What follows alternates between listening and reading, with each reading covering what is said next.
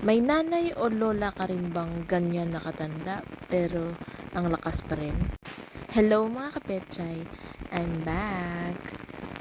Ngayon nga ay isasama natin sa paggala ang aming mag-89 years old na lola. Pero ang lakas pa rin, tsaka grabe pa rin kung kami kanyang pagalitan. Hindi po rason ang pagiging mahirap para hindi natin mapasaya ang ating mga lolo at lola.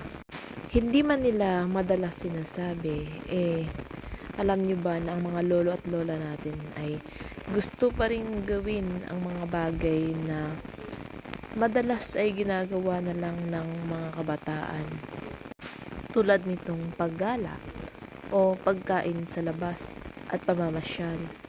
Kung wala sila, ay tsak wala rin tayo kung nasaan tayo ngayon.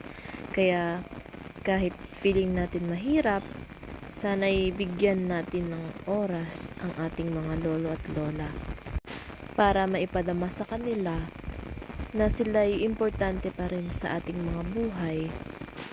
Pinaka-importanting miyembro ng pamilya na dapat ay ating kasakasama sa galaan man yan, sa pasyalan, o sa kainan. Sila ang tunay na yaman ng ating pamilya. Ang pundasyon at nagpapatibay sa relasyon natin sa ating mga kapamilya.